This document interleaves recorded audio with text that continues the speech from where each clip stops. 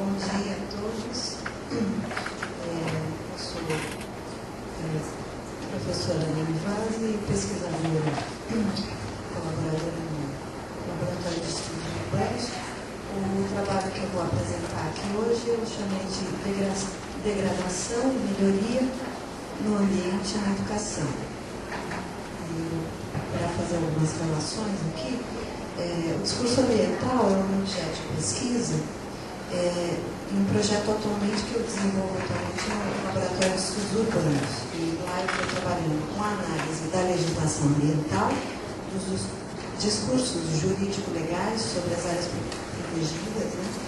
E a análise da constituição e do funcionamento de um mercado verde, né? Que eu estou chamando de uma qualificação do consumo, em um processo de produção de sentido que é deflagrado pelo discurso ecológico como discurso globalizado.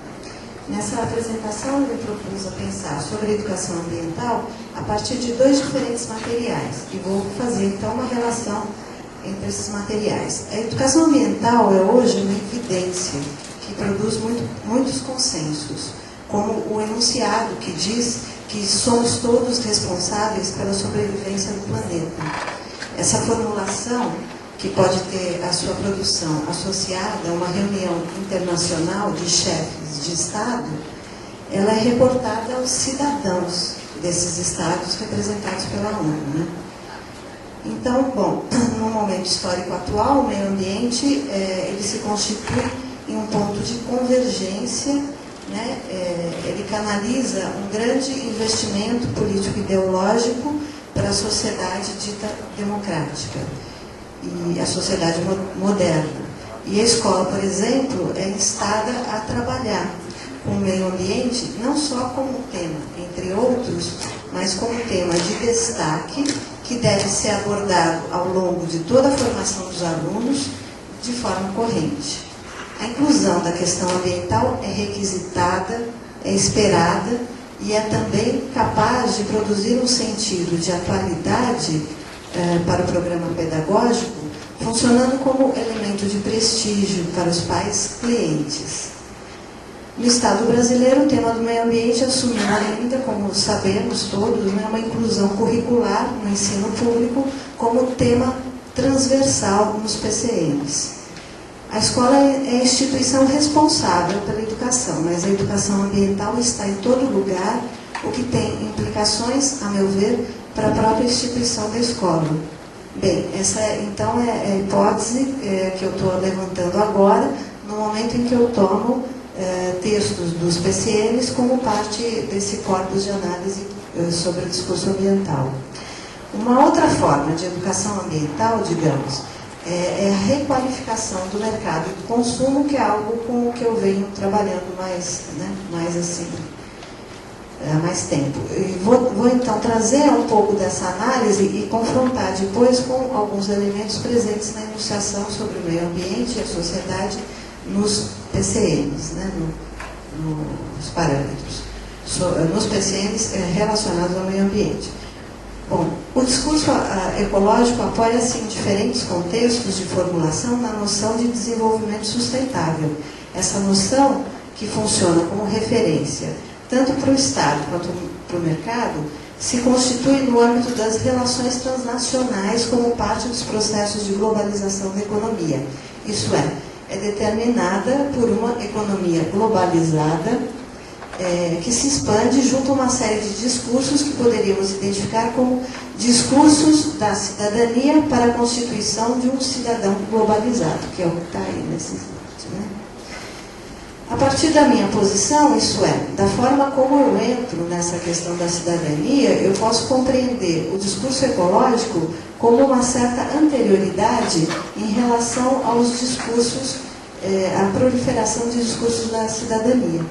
Eu acredito que o discurso ambiental, o discurso ecológico, ele esteja funcionando como um modelo. Isso, possivelmente, na medida em que integra um componente crítico à sociedade moderna, como sociedade urbano-industrial e de consumo, mantendo ao mesmo tempo a sua sociedade como uma sociedade ainda viável. Ainda não era. É só aqui, ó. As empresas as empresas são o alvo mais direto das críticas ambientais e elas passam a se representar através de um discurso de sustentabilidade, de responsabilidade socioambiental. O termo desenvolvimento é suprimido mais recentemente. Em vez de desenvolvimento sustentável, a gente tem ouvido mais sustentabilidade. Bom, é suprimido até porque o sentido já está mesmo muito presente, né? E esse processo requalifica não só a empresa X, né? A empresa que está se colocando nesse lugar de dizer eu sou uma empresa ambientalmente e socialmente responsável. É um processo que não qualifica só a empresa, mas o próprio consumo, né? Através da informação, que é o que eu vou mostrar um pouquinho aí. Não sei se vocês tiveram a oportunidade recentemente, a gente tem visto uma propaganda na televisão do Instituto Acatu. O Instituto Acatu se chama Instituto Acatu pelo Consumo Consciente, né? Então, algumas ONGs, como esse Instituto Acatu, o Instituto Eco, eles trabalham bem nessa relação com as empresas, com essa transformação da empresa, né, no sentido de uma empresa socialmente, ambientalmente responsável. Agora sim, o slide 3. Nas primeiras análises do discurso ecológico, eu apontei para um processo de adjetivação que esse discurso produzia, na esteira assim, do desenvolvimento sustentável, né, que qualifica o sentido de desenvolvimento como sentido ainda possível de determinar as políticas nacionais através de uma economia de mercado. Então, a qualificação se reproduz, né, nesses termos aí que vocês podem ver, né, em vários termos, né, exploração racional, consumo consciente, enfim. E esse processo de adjetivação, do ponto de vista do sentido, não representa uma restrição a não ser de forma isolada, né? Se a gente pensar no conjunto, representa a qualificação de elementos já conhecidos da nossa sociedade, né? É o já dito pela economia de mercado em funcionamento, produzindo-se com isso o sentido de uma diferenciação. Dentro das empresas, hoje, as mudanças são pautadas pelo discurso da qualidade, que é medida em índices como o índice da eficiência. E ao discurso ecológico estão associados os sistemas de gestão de qualidade e a qualidade de vida como ideal do indivíduo ou de uma coletividade. Com relação à empresa, são indicadores a gestão ambiental, a educação ambiental, a utilização de tecnologias limpas, a reciclagem e a gestão de resíduos, etc. A incorporação dessas novas determinações, porém, não só se mostrará um resultado do ponto de vista, do ponto de vista do desempenho da empresa ao se tornar visível para a sociedade, assumindo a forma de informação de marketing. Então, a presença dos logotipos, né, que é o selo, né, os logotipos de patrocínio de certificação, são dois tipos de selo, né, aponta outros processos de qualificação das empresas, são os selos de certificação, ou para um apoio a instituições como ONGs ambientais e outras instituições. Então, é isso que a gente tem nos dois próximos slides. Você pode passar para mim, Rô.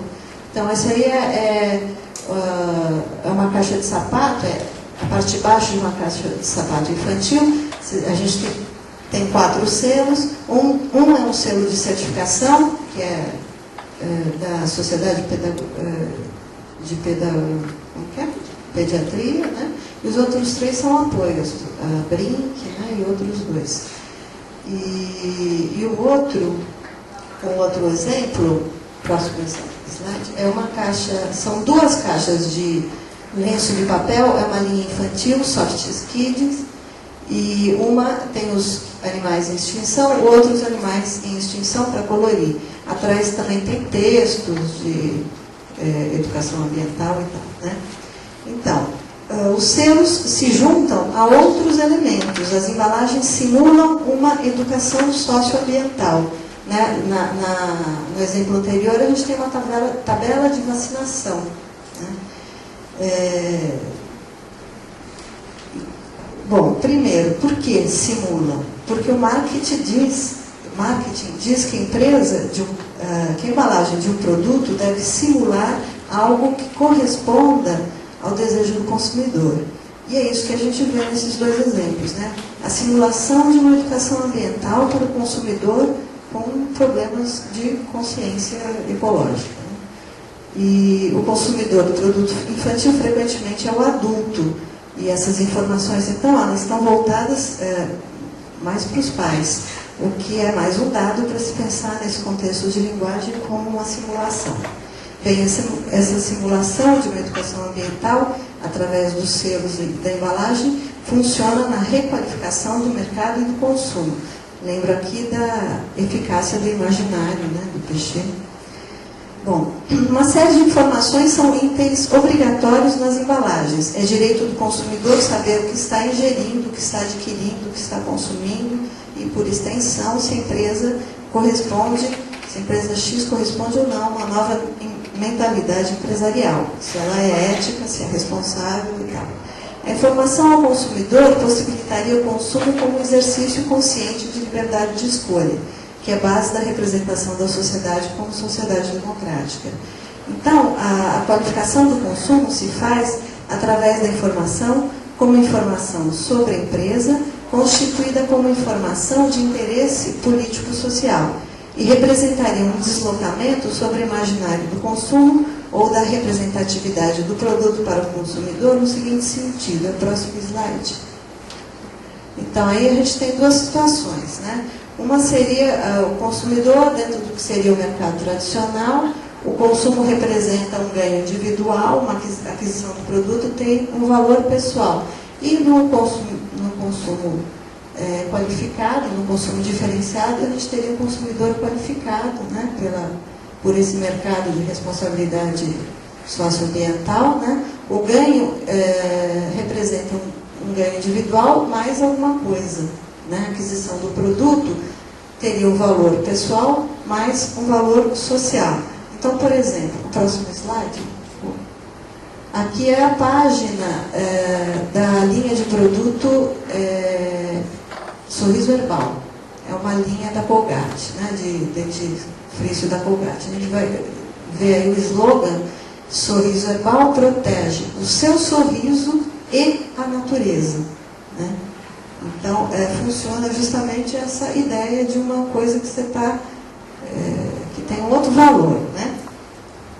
A educação ambiental, nesse contexto, é a educação, novamente, para o consumo, representado o produto como diferenciado, o consumidor como consciente. E produz o imaginário de um outro ganho, um ganho que seria da sociedade como um todo. Esse produto, Sorriso Herbal, está há 10 anos no mercado. Então, alguma coisa deve funcionar aí, né? Então, essa é a página na internet, é das mais interativas. Essa página desse produto, dentro do site da Colgate, é das mais interativas e traz informações sobre a parceria da empresa com a SOS Mata Atlântica, traz um convite ali, aquele azulzinho fica piscando, né? É um convite para você participar de um concurso com um apelo ecológico. Então, esse é um exemplo de uma educação ambiental que mostra como informação e marketing são indissociáveis, e isso, dentro desse espaço aí da internet, agora, ele eu acho que vai ficar muito mais visível, né? Então, são indissociáveis do próprio funcionamento, do ponto de vista do próprio funcionamento da língua, mas, sobretudo, da prática da comunicação. A prática da comunicação, ela implica nessa prática de um marketing, de uma informação única, né? A presença dos selos e essa simulação da educação ambiental funcionam, então, na manutenção da economia de mercado e em sua expansão. Esses logotipos ou selos significariam acesso por parte da empresa a um determinado segmento de cidadãos, a parcela da população que seria crítica ao mercado. Significa que o mercado passa a integrar também aquela parcela da sociedade politicamente antagônica em relação a esse mesmo mercado, para que o consumo assuma, então, essa feição globalizada. Então, agora eu vou trazer muito rapidamente alguns enunciados que eu encontrei nos temas transversais dos PCNs, apontando uma relação com esses elementos que eu apresentei. e que marcam a sociedade através desse discurso de mercado globalizado. Bem, a justificativa para a inclusão dos temas transversais nos PCNs se baseia na cidadania, que deve ser hoje o eixo vertebrador da educação escolar. As disciplinas convencionais não dariam conta dessa proposta pedagógica. Essas disciplinas tradicionais são necessárias, porque é importante possibilitar o acesso ao conhecimento acumulado, mas existem temas que seriam, aspas, diretamente associados ao exercício da cidadania. Né? Eixo vertebrador, né, da educação, isso é uma coisa que está lá nos PCNs também. Né? Então, passo agora a mostrar alguns enunciados de textos dos PCNs meio ambiente. Né? Nesse slide encontramos a entrada de elementos da cultura que sustentam a oposição da cultura em relação à natureza. Né? Dono de uma das maiores biodiversidades do mundo, este país tem ainda uma riqueza cultural. Né? Construir uma sociedade socialmente justa e ecologicamente equilibrada. Bem, se diz que ambiente é também a cidade, né? Isso que se afirma, mas a adjetivação ela separa, né? Ela separa o ecológico e o social. Então, a necessidade de acompanhar esses elementos da sociedade e da cultura de forma associada e paralela, a gente vai encontrar ali isso presente nos PCNs, né? E reforça os sentidos de ecológico e ambiente como elementos mais propriamente da natureza. Né? Com relação ao primeiro enunciado, o ainda indica que os elementos da cultura vêm depois nesse processo discursivo, o que é característico do discurso ecológico mesmo, né? Esse processo na sociedade brasileira. Com relação a isso ser enunciado assim, dentro dos PCNs, podemos ver aí a indicação de que o discurso ecológico entra nos PCNs meio pronto mesmo, de um outro lugar, né? Quer dizer, uma elaboração que seria lateral à elaboração do currículo da escola. Né? Por outro lado, o discurso ecológico, através do termo degradação e de outros termos, produz o sentido de uma avaliação moral dos efeitos dos processos de urbanização e de industrialização. E faz eco na forma de significar a própria escola. É o próximo slide. Não é? A degradação do sistema educacional brasileiro, melhoria da qualidade de ensino e aprendizado, são expressões que eu encontrei aí nesses textos. Né?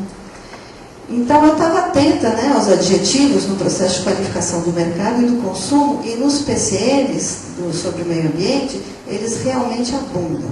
Né? Ocorre o que me parece um efeito de intensificação, um efeito de intensidade para as qualificações, que se realiza de diferentes modos. Realiza-se pela presença do próprio intensificador mesmo, né, como o mais, né, que encontrei em expressões como sociedade mais sustentável, processos de produção mais adequados, né, quer dizer, da gente chegar mais perto daquilo que seria o correto, né? E aí no slide 10, no outro slide, no próximo. Né? Aqui são os exemplos do excesso de adjetivação e de intensificação, né? Cadê? Melhorias profundas do ambiente e nada inóculos. É isso? Não, está em outro. Exploração desenfreada dos recursos naturais pelas populações carentes e países subdesenvolvidos. Degradação dos ambientes intensamente urbanizados. Né? Sérios riscos em se manter um alto ritmo de ocupação com invasão e destruição sem conhecimento das implicações, né, da natureza.